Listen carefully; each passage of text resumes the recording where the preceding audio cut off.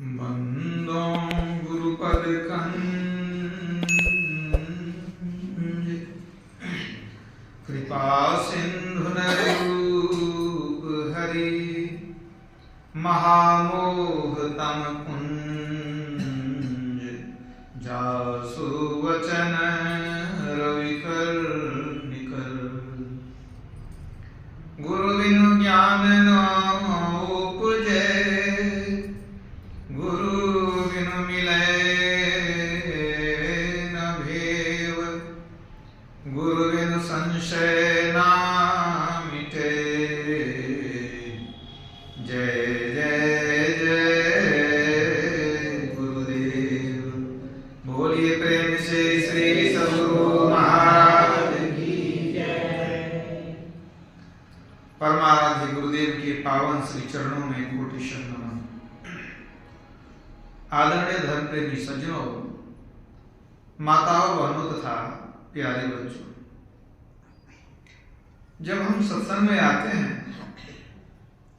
तो सुनते हैं कि इस मनुष्य जीवन का लक्ष्य है मोक्ष को प्राप्त करना। आप गीता रामायण आदि पढ़ेंगे तो वहां भी मोक्ष या मुक्ति की चर्चा होती है। भगवान श्री राम ने कहा साधन धाम मोक्ष कर द्वारा। हमारे गुरुदेव की वाणी में है चहु खानिन में दुर्लभ नर को दे हो सोतन धरि के मुक्ति जतन कर ले हो। तो मोक्ष कहिए या मुक्ति कहिए एक ही बात है। इसी को अपवर्ग भी कहा गया है। भगवान बुद्ध की वाणी पढ़ेंगे तो वहां आप पाएंगे कि मोक्ष या मुक्ति को निर्वाण कहते हैं। हम लोगों को काल का वाण लगा हुआ है, आवागमन के चक्र में घूम रहे हैं। ये काल का वाण अगर निकल गया तो इसी को कहते हैं निर्वाण। निह जोड़ वाण, यही है निर्वाण। ईसाई धर्म में इसे ही सेल्वेशन कहते हैं। सूफी फकीर लोग इस मुक्ति को नजात कहते हैं, अनेक नामों से पुकारते हैं।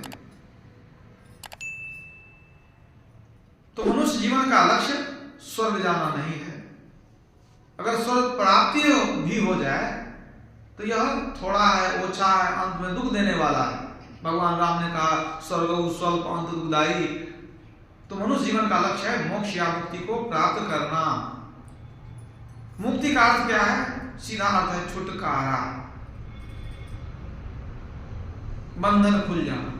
तो जब हम मुक्ति की बात करते हैं तो स्वाभाविक ही बंधन की बात याद आ जाती है। क्यों? अगर कोई व्यक्ति बंधन में रहे ही नहीं तो मुक्ति का क्या अर्थ होगा? यदि बंधन में नहीं है तो मुक्ति का क्या मतलब हुआ? अगर किसी को मुक्ति चाहिए इसका मतलब बंधन में है, तभी तो मुक्ति की आवश्यकता है। तो बंधन क्या है जिससे हम मुक्त होना चाहते हैं? तो मोटे शब्दों में समझिए कि हम शरीर और संसार के बंधन में हैं। जीवात्मा शरीर के बंधन में है। अगर वह प्राकृतिक गुणों से मुक्त हो जाए, शरीर के बंधन से मुक्त हो जाए तो जीवात्मा परमात्मा हो जाता है। ये बंधन हम लोगों को जीवात्मा बना के रखा है।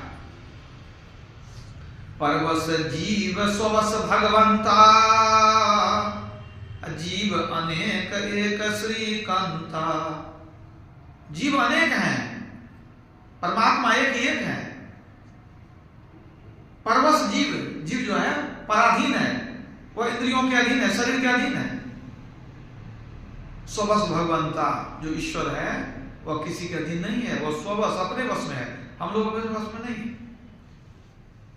कोई व्यक्ति है बहुत कष्ट से तड़प रहा है, वो चाहता है शरीर छूट जाए, बहुत कष्ट है, तो क्यों ना निकल जाता है स्वच्छापूर्वक? अपने हाथ में नहीं ना है, यही तो बंधन है। तो मुक्ति की चाहना इसलिए है क्योंकि हम बंधन में हैं, शरीर इंद्रियों के बंधन में हैं। और जब शरीर के बंधन में आते हैं तो और भी अनेक तरह के बंधन हमारे ऊपर पड़ जाते हैं। अनेक बंधनों में हम बंधे हुए हैं। आगरा के संत राज स्वामी साहब कहते हैं, बंधे तुम गाढ़े बंधन आन, बहुत गाढ़े बंधन में तुम फंस गए। बंधे तुम गाढ़े बंधन आन, पहला बंधन पड़ा देह का, दूसर तिरिया जान, तेसर बंधन पुत्र विचारो, चौथा नाती मान। नाती के कहीं नाती होवे, तब कहू कौन ठेकान। धन संपत्ति अरु हाट हवेली, यह बंधन क्या करूं बखान। चौलड़ पंचलड़ सतलड़ रसरी, बांध लियो बहुविधि तान। कैसे छूटन होए तुम्हारी, गहरे खूटे गड़े निदान। निदान तो बहुत गहराई में है, उपाय करना आसान नहीं है। एक बंधन परमात्मा ने दिया, क्यों दिया? वो हमारे कर्म के कारण दिया। परमात्मा किसी को जबरदस्ती बंधन नहीं देते, किसी को जबरदस्ती मुक्ति भी नहीं देते हैं। आपका जो कर्म है वही देते हैं। राम झरोखा बैठकर सबका मुजरा ले, जिसकी जैसी चाकरी तिसको तैसी दे। ईश्वर अपने ओर से किसी को दुख सुख नहीं देते हैं, किसी को बंधन या मोक्ष नहीं देते हैं। आपको आपके कर्म का फल देते हैं। आप क्या करते हैं वो परमात्मा के घर में सब उसका लेखा जोखा है। तो न बंधन दिए परमात्मा, न बंधन परमात्मा मुक्ति देंगे। सब अपने ही कर्म से मिलेगा सब कुछ। कर्म प्रधान विश्व करी राखा, और जो जस करे सो तस फल चाखा। तो पहला बंधन हम लोगों को शरीर का मिला। ये कैसे मिला? ये भी कई जन का हमारा कर्म फल है कि शरीर में आए। वो तो गनीमत है कि मनुष्य शरीर में आए। कहीं पशु पक्षी बन जाते तब क्या होता? तब कितना कष्ट है। तो पहला बंधन पड़ा देह का, पहला बंधन शरीर में आए तभी बंधन में पड़ गए। दूसरा बंधन त्रियाजाम, पुरुष के लिए स्त्री बंधन, और यदि देखा जाए तो स्त्री के लिए पुरुष भी बंधन है। अब पहला बंधन पड़ा देह का, दूसरा त्रियाजाम, दूसरा बंधन क्या कहा गया? स्त्री। और कुछ लोग कहेंगे, क्या स्त्रियां कहेगी भाई स्त्री को बंधन आप कहते हैं, क्या पुरुष बंधन नहीं है? तो बात यह है कि राज स्वामी साहब की वाणी है, तो उन्होंने जो अनुभव किया सो कह दिया। दूसरा बंधन त्रियाजाम। यही बात अगर मीराबाई कहती तो कहती वो कि दूसरा बंधन पुरखाजाम। तो वही बात है, स्त्री के लिए पुरुष बंधन, पुरुष के लिए स्त्री बंधन। तो पहला बंधन पड़ा देह का, दूसरा त्रियाजाम, तेसर बंधन पुत्र विचारो। जब संतान हो जाती है, बेटे बेटियां हो जाती है, तो भी एक बंधन बढ़ जाता है। तेसर बंधन पुत्र विचारो, और चौथा नाती मां। अब एक पीढ़ी और हो गया, नाती पोता भी हो गया। अब और परेशानी है। हमने देखा है कि जब लोग कुंवारे रहते हैं तो सत्संग भजन में ज्यादा समय देते हैं, और शादी होने के बाद बाल बच्चे हो गए तो कम समय देते हैं। और यदि पोता पोती हो जाए तो समय देते ही नहीं, क्योंकि बेटा बहू को काम से छुट्टी नहीं, या बुढ़ा बुढ़ी को बच्चा खिलाने से छुट्टी नहीं। और कौन देखेगा? अब बुढ़ा बुढ़ी को मन भी लगता है उसी में, बच्चे को खिलाने में। उसके बाद हो गया, भूल गया राग रंग, भूल गई हेकड़ी, बस अब याद रही नून तेल लकड़ी। उसी प्रपंच में फंसे रह जाते हैं। तो वही कहते हैं, तेसर बंधन पुत्र विचारो, चौथा नाती मान। नाती मतलब पोता भी समझ लीजिए, उसी में हो गया, पोता पोती भी। चौथा नाती मान। अब नाती के कहीं नाती हो गए, जब आपके नाती को भी नाती हो गया हो तब कैसा लगेगा? तब तो बहुत आनंद है कि नाती को फिर बेटी होगी, उससे भी भेंट करेंगे, उसको फिर बेटा हुआ, नाती को भी नाती हो गया, तो सोचिए कितना आनंद है उसमें। तो चौलड़ पंचलड़ सतलड़ रसरी, बांध लियो बहुविधि तान। तो ये तो परिवार बढ़ते जाता है, बंधन बढ़ते चले जाता है। इसके अलावा धन संपत्ति और हाट हवेली, जितना विस्तार करते जाइएगा धन संपत्ति को बढ़ाते जाइए उतना बंधन है, उतना बंधन है। स्वाभाविक बात है। किसी को 3 जगह जमीन हो, 3 जगह घर हो तो सब जगह देखना पड़ता है, तब कहां छुट्टी है उसकी। तो स्वामी साहब कहते हैं इतने बंधन में पड़े हुए हो तो मुक्ति कैसे होगी। दूसरी बात है कि हम लोग मुक्ति मुक्ति तो कहते हैं लेकिन बंधन को बढ़ाते जाते हैं। बंधन को खोलेंगे तो मुक्ति होगी। बंधन खोलने का क्या मतलब है, क्या करें? तो बेटा बेटी पोता पोती को छोड़ के घर से भाग जाए? भागना जरूरी नहीं है। कहीं भाग के जाइएगा ना, वहीं बैठ के सोचते रहिएगा हम चले आए, अब पोता पोती को कौन देखता होगा, घर में समस्या हो गई होगी, कैसे बहू हमारा काम करती होगी। अब वहां पर आप घर छोड़ के भागे जहां, वहां बैठ के वही सोचते रहिए, तब तो मन में पूरा घर बसा हुआ है। तो वहां यहां में क्या अंतर है? सो बताइए। मन के गए कल्पना उपजे तब धाव कहां समा गए? जंगल तो चले गए, अमन में वही कल्पना घूम रहा है, संकल्प विकल्प हो रहा है। जंगल जाने से क्या होगा, पहाड़ के अंदर जाने से क्या होगा? तब जिस परिस्थिति में हैं उसी परिस्थिति में समय निकालें, उसी में मोह को थोड़ा कम करें, हमेशा आसक्ति में नहीं लगे रहें। बेटा से बहुत ज्यादा मोह लोग को पोता पोती से हो जाता है। लोग कहते हैं कि मूलधन जो है अपना, उससे भी ज्यादा मोह उस मूलधन के सूद में रहता है। कहीं पैसा दे दिए हैं तो मूलधन हुआ, सूद जो आता है उससे बड़ी आसक्ति रहती है। तो पोता पोती क्या है, पोता नाती सब ये सब सूद है, बेटा बेटी मूलधन है, तो सूद में मन बेसी भागता है। तो वही बात है। तो आप जितना लालच मन में रखिएगा, जितना संग्रह करिएगा, उतना बंधन बढ़ता चला जाएगा। कर्म करेंगे, आसक्ति नहीं रहे कोई बंधन नहीं है। आसक्ति नहीं रहे कोई बंधन नहीं है, याद रखिए।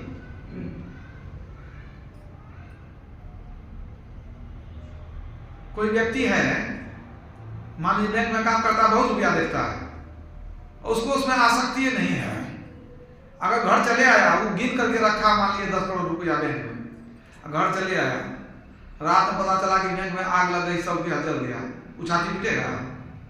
उस वक्त तो वही गिन के रखा, उसको आसक्ति नहीं है। उसका हमारा तो है नहीं, जिसका गया उसका, इसीलिए उसको मोह नहीं है। और उसके घर में अगर 5000 रुपया गिन के रखा है, कुछ गायब हो जाए तो खाना पीना छोड़ देगा, सबको कहेगा चलो तुमको क्रिया खिलाते हैं। 5000 रुपया कौन लिया यहाँ से? और कितना टेंशन हो गया उसको, मोह है उसमें, मोह है इसीलिए। तो वही बात है, मोह सकल व्याधि कर मूला, सब फसाद की जड़ जो है सो मोह ही है। गुरु नानक देव जी महाराज ने कहा है, भूलियु मन माया उलझायु, ये भूला हुआ भटका हुआ मन माया में जाके फंस गया। भूलियु मन माया उलझायु, जीव जीव कर्म कियु लालच लगी, तिह तिह आप बंधायु। जो जो काम हम लालच के वशीभूत होके किए, सब जगह बंधन पड़ते चला गया। बंधन को बढ़ाते चले गए, बढ़ाते चले गए। तो बंधन बढ़ाते हैं हम ही। आप कहते हैं हे प्रभु हमको मुक्ति दे दीजिए। भाई आप रोज बंधन बढ़ाते जा रहे हैं, आप कहते हैं मुक्ति दे दीजिए। मुक्ति कोई सामान है कि उठा के दे दिया जाए? मनो एव मनुष्यानां कारणं बंध मोक्षो, अमृत बिंदु उपनिषद कहता है, उपनिषद में आया है कि हमारा मन ही बंधन का कारण है, हमारा मन ही हमारी मुक्ति का कारण है। अगर संसार में फंसा हुआ मन है तो वो बंधन का कारण है। अब प्रभु में अगर लगा हुआ हमारा मन है तो मुक्ति का कारण है। मन तो वही है, कबीरा मन तो एक है, भावे जहां लगाए, भावे गुरु की भक्ति कर, भावे विषय कमाए। चाहे तो दिन रात विषय भोग करते रहिए उस मन से, नहीं तो उस मन से आप भक्ति करिए, प्रभु में लगा दीजिए। प्रभु में लगा हुआ मन धीरे धीरे पवित्र हो जाएगा। संसार में मन को दौड़ाइएगा और मन गंदा होते चले जाएगा। तो जितना संसार में लालच रखेंगे, लालच के वशीभूत होकर जमा करते जाएंगे, संग्रह करते जाएंगे, उतना बंधन बढ़ता चला जाएगा। और बाद में ये बंधन बहुत रुलाता है। मरते समय उन्हीं सब बातों की याद आती है। कि अब क्या होगा, इतना सामान, इतना धन, ये जमीन, वो मकान, ये गाय, वो दुकान, सब जगह मन जो है भटकते रहता है। एक कोई बाबा जी थे, उनका शरीर छूटने लगा, तो उनका शिष्य कहा कि बाबा आप तो जा रहे हैं, कुछ अंतिम उपदेश दे दीजिए। तो बाबा कहते हैं क्या, और जो करना सो करना, बिल्ली कभी मत पालना। इतना कहते कि उमर गए। अब बड़ा आश्चर्य होगा, तो मर गए तो क्रियाक्रम जो होना था हो गया। अभी सोचने लगे बिल्ली मत पालना, ये कहाँ, कौन शास्त्र में मिलेगा, ये क्या मतलब हुआ इसका। अब बहुत शास्त्र पुराण उल्टाया, कहीं ये सूत्र नहीं मिला, इसका क्या मतलब होता है। हमेशा हम यही हुए तो कहे थे बिल्ली नहीं पालना, इसका मतलब क्या। अब कहीं भी कुछ खोजे, अब बिल्ली की कहानी कथा भी खोजे कि कहीं कुछ मिल जाए, कुछ नहीं मिला। परेशान हो गया बेचारा कितना दिन तक। तो कोई बुजुर्ग आदमी मिल जाए, पुराने लोग पूछे कि देखिए वो हमारे गुरुजी बाबा मरने लगे ना, तो हम कुछ कह दीजिए, तो बोले कि और जो करना, लेकिन बिल्ली नहीं पालना। तो अब कोई किसी को कुछ पता रहता ना बतावे, कोई कुछ नहीं बताया। पूछते पूछते ये बुजुर्ग आदमी था, बड़ा बूढ़ा आदमी, उनको पूछा, कहा हमारे गुरुजी जानते हैं? कहा जानते हैं जी। कहा तो ऐसे मरते समय हमको कहीं बिल्ली मत पालना, इसका क्या मतलब। कहा हम ये भेद जानते हैं, ये सूत्र हम जान रहे हैं, तेरे गुरुजी ने क्यों कहा कि बिल्ली मत पालना। कहा बता दीजिए। कहा सुन, पुराने आदमी थे, बता दिए। क्या बताए, ये तुम्हारे गुरुजी थे ना बाबा जी, वो घर बार छोड़ के सन्यासी बन गए। अब जंगल में कुटिया बना के रहने लगे, अपना जाते थे गांव में, भिक्षा मांग लेते थे, और जो कुछ मिल जाए उसी से अपना गुजारा करते थे, कुछ नहीं रखते थे अपने पास में, एकदम त्यागी। अब बस वो अपना 2 जोड़ा लंगोटा रखे थे, एक कम्बल रखे थे, उसी से काम चलाते थे। एक पात्र था भिक्षा मांगने का। अब क्या हो कि वो जो लंगोटा धो करके रखते थे, सूखने के लिए देते थे, और रात में रखते थे, रात में चूहा कतर दे, उसको काट दे। अब दूसरे दिन उनको परेशानी है, भाई लंगोटा काट देता है, बड़ा मुश्किल है। अब वो दिन का ही कहानी, बड़ा परेशानी होने लगी। तो गांव में जब जाए तो भिक्षाटन करने के लिए तो कुछ लोगों को कहा कि देखिए ना बड़ी परेशानी है, अब हम तो कुछ रखते नहीं है, त्यागी महात्मा है, लंगोटा रखते हैं, चूहा रात में जाके काट देती है चुहिया, क्या करें। तो लोगों ने कहा था अब क्या करें हम लोग पास कोई उपाय नहीं है, तो आप एक काम करिए कि एक बिल्ली को पोस लीजिए, हमारे यहाँ तो बिल्ली है, तो बिल्ली ले जाइए, तो बिल्ली के डर से चूहा जो है बदमाशी नहीं करेगा। तो सब आदमी यही उपाय दिया, कहा ठीक है तो दे दीजिए। तो बिल्ली लाकर पोस लिए। तो बिल्ली को जब से लाए तब से चूहा लंगोटा काटना छोड़ दिया।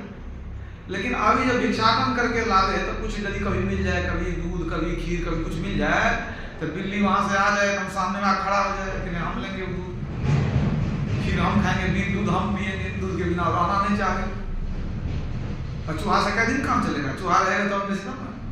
तो वो दूध खोजना शुरू करे, म्याऊ म्याऊ करने लगे दूध देख करके। अब ये सोचे कि अब हम कैसे पी लेंगे, अब बिल्ली आ गई है, कहती है म्याऊ म्याऊ करती है, मतलब ये दूध हम पिएंगे, वो मांग रही है, तो अच्छा लगेगा जब खा लेंगे दूध को, तो दे देते हैं इसी को। अब उसी को दे दे, तो 1 दिन 2 दिन 3 दिन, अब जो लागे भिक्षा दूध खीर या कुछ तो उसी को दे दे। तो उसको लगा बड़ा गड़बड़ है, कैसे बिल्ली को हम भगा देते हैं, तो फिर वो चूहा का प्रकोप हो जाएगा, फिर बड़ा लंगोटा काट देगा। अब और परेशानी है, तो क्या करें। तो फिर गांव वाला को कहा कि देखिए ऐसी सी बात है, हम बिल्ली को भगा भी नहीं सकते हैं ना, कि चूहा से परेशान है, तो अब क्या करें, दूध मांगती है, अच्छा ले लीजिए। कोई आदमी को दूध ज्यादा दे दिया, लीजिए बिल्ली को दे दीजिएगा। अब 1 दिन दे दिया, कोई दूसरे दिन दे दिया, इस तरह से किस तरह काम चले। अब 2-4 दिन 10 दिन बीत गया, तो लोग कहने लगे बाबा हम रोज रोज कहाँ से आपको दूध देंगे बिल्ली के लिए, आपके लिए दे देते हैं वही बहुत है, अब बिल्ली के लिए दूध कैसे देंगे आपको बताइए। तो कहा तो क्या करें, तो आप लोग विचार के कहिएगा। कहा ठीक है कल आइएगा विचारेंगे। सब विचार करके कहता है कि एक काम कीजिए ना, एक तो गाय रख लीजिए, है गाय रख लीजिएगा तो दूध हो जाएगा, तो बिल्ली को भी दीजिएगा, अपना भी खाइएगा, दोनों का काम हो जाएगा। तो कहा गाय कहाँ से लाएंगे, कहा हम लोग दे देंगे ना, चिंता क्या कम करना है, हम लोग यहाँ बहुत गाय है, तो गाय दे देंगे। तो जब सब आदमी समझा बुझा दिया कि नहीं तो गाय रख लीजिए, मैंने गाय रखिएगा तो बिल्ली नहीं भागेगी, और बिल्ली रहेगी तो चूहा तंग नहीं करेगा, चूहा ठीक रहेगा तो लंगोटा भी ठीक रहेगा, है कि नहीं। चूहा ठीक रहने से लंगोटे में दिक्कत नहीं होगी। अब हुआ क्या, तो फिर सब मिल करके गाय दे दिया। अब गाय दे दिया तो अब गाय को उसको गाय की सेवा भी करते थे बेचारे, अब बिल्ली को भी दूध दे, अपने भी दूध पिए। अब क्या होने लगा कि गाय के लिए तब चारा की व्यवस्था होनी चाहिए ना कुछ, तो अब अपना जो मिले सो तो अपना इधर उधर से खिला दे। लेकिन गाय को उससे पेट भरता नहीं था, दूध ठीक से होता नहीं था। तो ये जब महात्मा जी भिक्षाटन करने तो कहते थे कि अब गाय के लिए कुछ चारा वाला दे दीजिए, कुछ तो कुछ चारा खल्ली कोई दे दिया करे। 2 दिन 4 दिन तो दे दिया। अब सब आदमी को कहने लगा कि बाबा रोज चारा कहाँ से देंगे आपको हम, ये तो बड़ा मुश्किल बात हो गई, आपको व्यवस्था करनी पड़ेगी। कहा हम कहाँ त्यागी महात्मा, हम चारा कहाँ व्यवस्था करेंगे। कहा देखिए एक काम कीजिए, आपकी कुटिया जंगल में है, अगर जमीन है कि नहीं, कहाँ जमीन तो है, कहा उसमें तो कुछ घास लगा लीजिए, उसी में घास का बीज दे देते हैं, उसी में कुछ घास लगा लीजिए, कुछ सब्जी भी लगा लीजिए, तो कितना आसान होगा, घास वहीं उपजेगा, वहीं गाय खाएगी, आपको आसान हो जाएगा। सब आदमी समझा बुझा करके कुछ घास का बीज वगैरह दे दिया। अब बेचारे जो है अब वहाँ कुछ दूर तक खेत कोड़ करके उसमें घास लगाए। अब वो घास उपजाने लगे, अब गाय की भी सेवा करते थे। अब तो काम बहुत बढ़ गया। अब ऐसा हो गया तो सुबह उठो तो अब गाय को चारा दो, खाना दो, और देने के बाद उसको दूध दो करके बिल्ली को पिलाओ, उसके बाद जो है सो गाय को नहलाओ, इसके बाद जो है सो गाय को फिर अब खाना पीना अपना बनाओ, फिर गाय को थोड़ा चराने के लिए भी ले जाओ। अब बिल्कुल ध्यान भजन छूट गया, कुछ नहीं, भक्ति भजन छूट गया। अब वो गाय के पीछे लगे रहते थे, परेशान रहते थे, बहुत परेशान रहने लगे। तब गाँव वाला को कहने लगे कि देखिए अब इतना परेशानी हो गया है कि काम बढ़ गया है, अब हमको ध्यान भजन करने का तक का छुट्टी नहीं होता है, हम क्या करें। अभी तबियत गड़बड़ा जाता है, गाय को देखे कौन अकेले हैं। तो गांव वाले ने कहा कि एक काम कीजिएगा, एक बहुत भली औरत है, वो विधवा है, घर द्वार में उसको कोई नहीं, बहुत सज्जन है, तो वो जो बेचारी कहाँ रहेगी, तो उसको काम पर रख लीजिए, गाय का सेवा कर देगी कम से कम। तो कहा कि जो उचित होगा, कहा नहीं कर लीजिए, कोई बात नहीं है, उसको ही कोई देखने वाला नहीं है, वहां रहेगी तो अपना उसका भी गुजारा चल जाएगा। समझा बुझा दिया सबको, कहा था ठीक है। अब वो विधवा औरत थी तो वो रहने लग गई वहीं पर, थी तो सज्जन अच्छी थी, कोई बुरी नहीं थी, लेकिन वहां रहने लगी। अब वो जो है सो गाय का भी सेवा थोड़ा कर दे, और थोड़ा सा वो घास फूस उगा दे, कुछ खेती बाड़ी भी होने लग गई। अब किसी तरह से समय कटने लग गया, लेकिन इतना प्रपंच बढ़ गया कि अब महात्मा जी को उतना समय नहीं मिले ध्यान भजन का। अब होते होते जो है सो बीच बीमार पड़ गए, अब उम्र भी हुआ तो बीमार रहने लगे। बीमार रहने लगे, सेवा कौन करे, तो वही औरत सेवा करती थी, तो खाना भी बना देती थी, सेवा भी कर देती थी, बीमार है तो कपड़ा भी धो देती थी। अब लोग सब कहे कि बाबा ये बात ठीक नहीं, अच्छा नहीं लगता है, कि मान लीजिए मर्यादा के खिलाफ न है कि आप हैं, अब एक विधवा औरत है, मान लीजिए आपकी सेवा भी करती है, तो लोगों की नज़र में अच्छा नहीं होता है, समाज में निंदा होती है, वो अच्छा नहीं हुआ। तब कहे तब क्या करें, बुढ़ापा में हम बीमार भी रहते हैं तो हम क्या करें, मर जाएं। कहने ऐसे नहीं होगा। देखिए अगर आपको पसंद है या उसको चाहते हैं रखना, कहने वो है तो सब काम धाम करती है, सब देखती है, कहते एक काम कीजिए तब आप विवाह कर लीजिए, विवाह कर देंगे तभी ठीक रहेगा, समझे कि नहीं। उसके अलावा कोई उपाय नहीं है, तो आपको विवाह करना पड़ेगा, नहीं तो आप नहीं रख सकिएगा, समाज में निंदा होती है, मर्यादा के खिलाफ है। अब सब मिल करके जो है सो उसको जो है शादी करा दिया, और शादी भी हो गई बाबा की। अब तो हो गया गृहस्थी पक्का है कि नहीं, गृहस्थी पक्की हो गई। अब धीरे धीरे बाल बच्चे भी हो गई कहिए, अब तो साधन वजन सब छूट गया है। अब तो बस अब बिल्ली को देखना, गाय को देखना, पत्नी को देखना, बाल बच्चा को देखना, उसी प्रपंच में लगे हुए थे। अब बेचारे कभी कभी बड़ा परेशान हो जाते थे, ये बेकार कौन प्रपंच में पड़ गए। इसी बीच में बीमार पड़े, खाट पकड़ लिए। अब जब मरने वाले हुए तो वही एक चला जो पहले कभी था, तो आया भेंट करने के लिए, कहा कुछ ज्ञान दे दीजिए। कहा और जो करना बिल्ली मत पालो, क्योंकि जब से बिल्ली पाले तब से फसाद शुरू हो गया, समझे कि नहीं। अब लोटा को काट दिया चूहा, तो अब बिल्ली की जरूरत हो गई, बिल्ली को दूध चाहिए तो गाय की जरूरत हो गई, अब गाय है तो उसको खाने खिलाने पिलाने की जरूरत हो गई। अब देखिए कहाँ से कहाँ चला गया है। मन नहीं पकड़ा जाए बहादुर जवान है, करत हद खुरखुंद बड़ा शैतान है, ऐसा यार हरीफ बसे इस हलक में, उड़ता कोस हजार पंख बिनु पलक में। ये मन कहाँ से कहाँ ले जाता है, समझ लीजिए। माया और वैराग दो में बैर है, माया और वैराग दो में बैर है। लिए कुल्हाड़ी हाथ मारता पैर है, क्या चाहे वैराग अब माया में जाएगा। अरे हारे पलटू, और जो कोई माहूर खाए सो ही मर जाएगा। माहूर खाएगा मरेगा नहीं, चाहेगा वैराग्य, जाएगा माया में, दोनों काम होगा? नहीं होगा। चित करू जोगी बिलैया मारे मटकी, ब्रह्मा का मारे, विष्णु का मारे, और नारद बाबा का सभा बीच पटकी। नारद बाबा गए थे ना विवाह करने, ज्ञानी का मारे, ध्यानी का मारे, अब पंडित बाबा के वेद सब सटकी, चेत करू जोगी बिलैया मारे मटकी। कहे कबीर एक बेर हमरो पर झपटी, काशी से लेकर मगहर में पटकी, चेत करू जोगी बिलैया मारे मटकी। मतलब बहुत पसारने से झंझट हो जाता है। संतवानी है, बहुत पसारा जनी करो, जनी करो मत करो, बहुत पसारा जनी करो, कर छोड़े की आस, अब बहुत पसारा जिन किया वे भी गए उदास। अब बहुत जमा कर लेंगे तो क्या बहुत खुशी से जाएंगे? सोने के महल रुपए के छाजा, छोड़ चले नगरी के राजा। रावण जाने लगा क्या लेके गया वो? गए लेकर न कुछ भी, वो जो दुनिया के मालिक थे। सिकंदर जब चला दुनिया से दोनों हाथ खाली थे, कुछ लेकर के नहीं जा सका। तो गुरु महाराज कहा करते थे, साधक को संतोषी होना चाहिए, प्राप्त वस्तु में ही संतुष्ट रहना चाहिए। संतोषम परम सुखम, थोड़ा भी है संतोष है तो ही अच्छा है। प्रभु जी जो दे दिया उसी में धन्यवाद दिए, प्रभु यही ठीक है। जो दे दिया वही ठीक है, जो ले लिया वो भी ठीक है, जो दिया वही नहीं लिया। कौन लिया? क्या लेकर आए थे? अरे पैदा हुए थे नंगे, पैदा हुए थे, कपड़ा तो था नहीं तन पर, कुछ तो नहीं था। तो जो लिए सब यहीं से लिए, यहीं से लिए। या कुछ चला जाता तो छाती का पीटते, सब तो यहीं से लिए। तो जहाँ जो लिया, जो दिया वही लिया, है कि नहीं? तो छाती पर पीटना है करना बेकार है। तो यही ज्ञान होना चाहिए कि ज्ञान बहुत जरूरी है। त्याग के बिना कुछ नहीं होता है। भगवान कृष्ण ने कहा, अभ्यासेन तू कौन्तेय वैराग्यं च गृह्यते। कहते हैं अभ्यास करो, वैराग्य रखो। अभ्यास क्या करो? सुमिरन का अभ्यास करो, जब ध्यान का अभ्यास करो, वैराग्य भी रखो, संसार से आसक्ति नहीं रखो। जितना आसक्ति रखोगे उतना बंधन होगा, मरने में उतना कष्ट है। तो पूज्यपाद संतश्री प्रभु महाराज कहा करते थे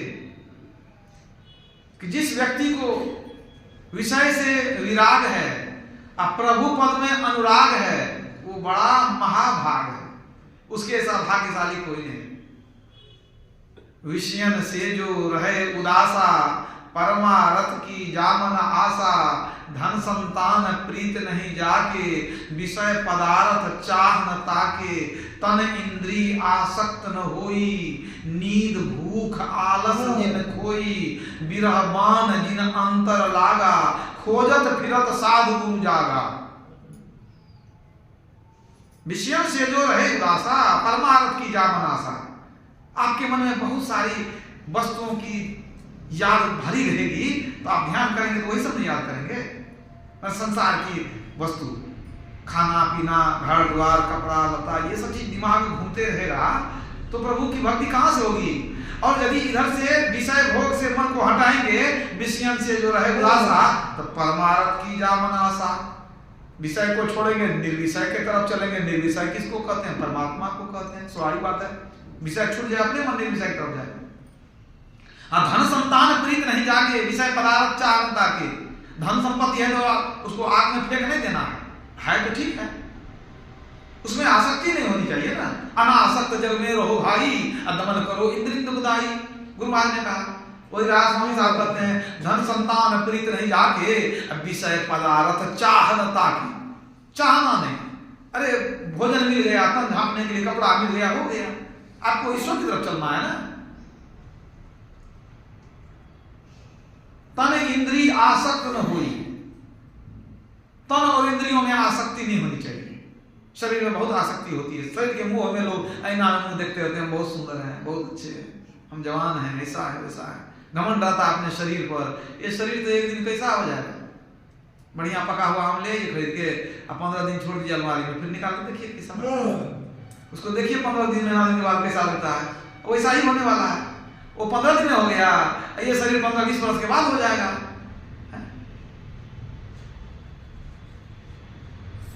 कहाँ वह नैन, कहाँ वह शोभा, कहाँ रंग रूप देखई है। जिन लोगन सो नेह करत हो सो तो ही देखी घी नहीं है। जिसे प्रेम करते वही घृणा करेगा। जब मर गया गाल मुंह अंदर चला गया, देखने के लायक नहीं है। तन इंद्रिय आसक्त न होई, नींद भूख आलस जिन खोई। सुमिरन भजन कौन करेगा? जो भोजन भट्ट खाने के पीछे लगा रहता है, जो सोने में एकदम चतुर है, तो उस आदमी से भजन होगा? नहीं होगा। भगवान कृष्ण ने कहा जो बहुत खाता है उसे योग की सिद्धि नहीं होती, और जो एकदम नहीं खाता है उसे भी योग की सिद्धि नहीं होती। जो खूब सोता है उसे भी योग की सिद्धि नहीं होती, जो बिल्कुल नहीं सोता है उसे भी योग की सिद्धि नहीं होती है। मध्य मार्ग रखिए, खाना भी है, शरीर की रक्षा के लिए खाना है, ऐसा चीज खाइए जो पचे बढ़िया से। भोजन करिए तृप्ति हित लागी, जिमी सो असन पचवे जठरागी। वह असल वह भोजन जो पेट ठीक से पचा ले, पेट हल्का रहे, वैसा भोजन करिए, तब ध्यान भोजन होगा। खूब चढ़ा करके खा लिए, 7 बजे तक सोए हैं, तो उसमें क्या ध्यान भोजन होगा? कुछ नहीं होगा। खाए खुराका पहन पोशाका, जम का बकरा पलता है। जम बद जाती तोड़े छाती, उससे क्यों नहीं डरता? जम के बकरा को पाल पोस के मजबूत बनाइए, सुंदर बनाइए, चिकना चूड़ा बनाते रहिए। इस शरीर का कोई काम नहीं आने वाला है। जितना भक्ति कर लिए तो काम आ गया, और नहीं तो इसका कुछ होने वाला नहीं है। और गाय बैल के मरने के बाद चमड़ा हड्डी का भी काम होता है, मनुष्य का वो भी काम नहीं होता है, किसी काम का नहीं। तो मनुष्य शरीर में आए हैं तो बंधन को बढ़ाना उचित नहीं है, बंधन को घटाना है। कुछ बाहरी बंधन भी है, कुछ बाहरी भी है, कुछ आंतरिक भी है, दोनों को हटाना है। तो सबसे पहले क्या करेंगे? सत्संग करते रहेंगे। सत्संग करेंगे, बुद्धि ठीक रहेगी, ज्ञान सुनते रहेंगे, विवेक जागृत रहेगा। बिनु सत्संग विवेक न होई, राम कृपा बिनु सुलभ न सोई। हम सही रास्ते पर कैसे चलेंगे? सत्संग करते रहेंगे, हमारा मन जगा रहेगा, ज्ञान सीखते रहेंगे। इसके बाद गुरु की सेवा करेंगे। गुरु की सेवा, सेवा से क्या होता है? अहंकार मिटता है। तो सत्संग के शरण में पहले जाएंगे, फिर गुरु के शरण में रहेंगे। तो गुरु के शरण में रहने से भी कुछ न कुछ आसक्ति छूटती है, लेकिन आसक्ति पूरी तरह छूट जाएगी। सारे बंधन समाप्त होंगे कब? जब ध्यान में उतरेंगे तब। तो सिर्फ सत्संग करने से भी काम नहीं चलता है। राज स्वामी साहब की वाणी है, क्या हिंदू क्या मुसलमान, क्या ईसाई जैन, गुरु भक्ति पूर्ण बिना कोई न पावे चैन। गुरु भक्ति दृढ़ कर करो, मजबूती से करो। गुरु भक्ति दृढ़ कर करो, पीछे आन उपाय। अब बिन गुरु भक्ति मोह जग कभी न काटा जाए। जो मोह का बंधन है, गुरु भक्ति के बिना नहीं कटेगा। बिन गुरु भक्ति मोह जग कभी न काटा जाए। मोटे बंधन जगत के गुरु भक्ति ते काट, झीने बंधन चित्त के कटे नाम प्रताप। मोटे बंधन बाहरी बंधन गुरु सेवा में कटेगा, और जो अंदर का झीना बंधन है वो कटे नाम प्रताप। जब नाम का जप करते हैं, नाम का ध्यान करते हैं, उससे अंदर का बंधन कटता है। तो पहले कौन बंधन काटेंगे? पहले तो बाहर का बंधन न काटेंगे, तब अंदर का कटेगा ना। तो फिर राज स्वामी साहब कहते हैं, अब मोटे जब लगी जाए नहीं तो झीने कैसे जाए। मोटा बंधन नहीं कटेगा तो वही बंधन कैसे कटेगा? मोटे जब लगी जाए नहीं तो झीने कैसे जाए। ताते सबको चाहिए नित गुरु भक्ति कमा।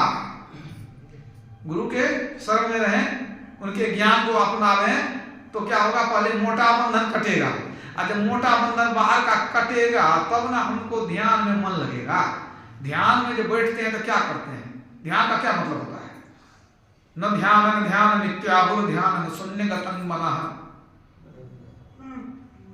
ज्ञान संकलित में कहा गया कि ध्यान को ध्यान नहीं कहते, बल्कि शून्यगत मन को ध्यान कहते हैं। मन खाली हो जाए, मन शून्य हो जाए, संकल्प विकल्प खत्म हो जाए। ध्यान शून्यगतं मनः, मन शून्य हो जाए, बाहर का विचार मन में नहीं आवे, कोई संकल्प विकल्प नहीं आवे, तब उसको ध्यान कहते हैं। तो आप जब ध्यान में बैठते हैं तो संसार की बातों को याद करते रहते हैं। तो वही जब याद करते रहते हैं तो ध्यान हुआ कहाँ? ध्यान में बैठे तो, लेकिन ध्यान तो हुआ नहीं। ध्यान उसको नहीं कहते हैं, याद रखिए। ध्यान को ध्यान नहीं कहते, मतलब बैठने से ध्यान नहीं होता है। बैठते हैं तो प्रत्याहार करते हैं, मन भागता है, मन बुला के लाते हैं, मन भागता है, बुला के लाते हैं। और जब थोड़ा टिकता है उसको धारणा कहते हैं, और जब टिकने लग जाए तब ध्यान होता है। जब मन भाग रहा है बुला रहे हैं, भाग रहा है बुला रहे हैं मन को, तब तक उसको प्रत्याहार करते हैं। और उसके बाद कभी कभी टिक जाए तो सोचिए इसको धारणा कहते हैं, और टिकाने का कोशिश कीजिए। जब ठीक से टिक जाए कुछ देर, तब समझिए वो ध्यान हुआ। और जब टिक ही गया, मतलब मन भाग ही नहीं रहा, तब उसको समाधि कहते हैं। अब मन कहीं नहीं भागेगा, वहीं जहां है वहां अपना प्रकाश में मन लय हो गया तो एकांगी समाधि। और जब शब्द भी मिल गया तो विहंगी समाधि, समाधि में चले गए। समाधि में जाने मतलब शरीर का कोई ज्ञान नहीं है, दिन है कि रात है, बैठे हैं कि खड़े हैं, कुछ पता नहीं, शरीर है कि नहीं है, कुछ पता नहीं। जब अंदर सात शब्द में मन लीन हो जाता है, शरीर का ज्ञान बिल्कुल शून्य हो जाता है, कुछ पता नहीं चलता है। साधन में पग जाए अति ही गंभीर हो, यातन सुधी नहीं रहे, धीर बरवीर सो, सांझ भोर दिन रैन कछु जाने नहीं। दिन है कि रात, सांझ है कि भोर, कुछ पता नहीं चलता है। अरे हारे में ही बाहर जड़वत रहे माही चेतन सही। बाहर तो मुर्दा हो जाते हैं, अंदर में चेतना जगी रहती है कि हम हैं, तो अपनी पहचान होती है। तो शून्य का तो मन होने से ध्यान होगा। अब मन शून्य कैसे होगा? यदि मन आपका चंचल है, मन शांत नहीं होगा, ध्यान में नहीं लगेगा। मन अगर गंदा है तो भी ध्यान में मन नहीं लगेगा। दोनों चीज है, चंचल भी नहीं होना चाहिए, गंदा भी नहीं होना चाहिए। दो शब्द अलग अलग है, लेकिन दोनों को समझिए। आप एकदम शांत पानी में अपना चेहरा देख लेते हैं, देख सकते हैं? अब पानी को हिला दीजिए, चेहरा दिखाई पड़ेगा? नहीं, चंचल हो गया तो चेहरा नहीं दिखाई पड़ा। अगर वो हिलाए नहीं और थोड़ा सा कुछ में इसमें रंग गिरा दीजिए, इसमें मतलब कोई भी मिट्टी गिरा दीजिए, तो पानी गंदा हो गया तब भी चेहरा नहीं देखेंगे। तो गंदा हो गया तब अपनी छाई नहीं, परछाई नहीं देख सकते हैं। चंचल हो गया, हिला दिए तब भी परछाई नहीं देख सके। उसी तरह अगर मन चंचल हो या गंदा हो तो प्रभु की परछाई नहीं दिखती, मतलब मन स्थिर नहीं होता और ध्यान में आगे नहीं बढ़ सकते हैं। तो इसके लिए मन को चंचल भी नहीं होना चाहिए, मन गंदा भी नहीं होना चाहिए। विषय भोग करते हैं तो मन गंदा होते चले जाता है। अब जब बहुत कुछ देखते रहते हैं, बहुत जगह जाते हैं, मन चंचल हो जाता है। इसीलिए परहेज रखना पड़ेगा, साधक को संयमित होना ही पड़ेगा। बिना संयम के आगे बढ़ ही नहीं सकते हैं। कितना भी दीक्षा लिए, कितना देर बैठ जाइए, कोई फर्क नहीं पड़ेगा। लेकिन जब तक अपने को समेट करके नहीं रखेंगे, गुरु महाराज कहते थे, खाओ पियो चाखो मत, देखो दाखो ताको मत, बोलो चालो बक्को मत। बोलना ठीक है, बकना ठीक नहीं, वाणी का संयम हुआ। खाना ठीक है, चखना बना बना के रंग बिरंग का मिर्च मसाला दे करके खाते रहिए, ये ठीक नहीं है, ये तमोगुनी बना देगा। और देखना ठीक है, उलट के ताकते रहना ठीक नहीं है। सो ये इंद्रियों का संयम है। भगवान राम ने कहा, छठ दिन दमशील विरति बहु कर्मा, दमशील बनो, इंद्रियों का निग्रह करो। क्यों कहते हैं? इसलिए कि इसके बिना ध्यान में आगे बढ़ ही नहीं सकते हैं। तो जो चाहते हैं कि हम ध्यान में आगे बढ़े, उनको क्या करना है? संसार के लोभ लालच में ज्यादा नहीं फंसना है, विषय भोग में ज्यादा मन को नहीं दौड़ाना है। अब बहुत लोगों से मिलना, बहुत गप करना, बहुत घूमना, ये सब बाधा, याद रखिएगा। जो बहुत लोगों से मिलता है, बहुत जगह घूमता है, बहुत कुछ देखता है, वो सारा गुनावन होने लगता है ध्यान के समय। ध्यान क्या करते हैं? मन को, मन में से विचार को हटाते हैं। तो एक बार मन में विचार को भर लीजिए, फिर हटाते रहिए, तो परेशानी की बात है ना। मन को गंदा ही नहीं करेंगे। इसलिए पंडित साहब कहते हैं, पलटू ऐसा कीजिए कि मन नहीं मैला होए, धोबिया फिर मर जाएगा चादर ली जाए धोए। मनुष्य शरीर में मिल गया है, मन रूपी चादर को धोइए। कहाँ? सत्संग में सौंध ज्ञान का साबुन दीजिए। सत्संग में मन को डुबा करके ज्ञान का साबुन देंगे, मन पवित्र होगा। और पहले का जो गंदापन है उसको तो मन को पवित्र करेंगे सत्संग में ला करके। अब नया उसमें पाप नहीं चढ़ाएंगे, मन को नया गंदा उसमें गंदगी में नहीं डालेंगे। इस तरह संयम से रहेंगे, तब ध्यान में, भक्ति में आगे बढ़ेंगे। जो बहुत ज्यादा खाना पीना देखना सुनना में लगा रहता है, वो कभी भी ध्यान भक्ति में आगे नहीं बढ़ सकता है। तो संयम बहुत जरूरी है। गुरु महाराज के प्रवचन में भी हम लोग सुन रहे थे कि संयम रखेंगे तो धीरे धीरे बंधन को काटेंगे। बोलिए प्रेम से श्री सतगुरु महाराज।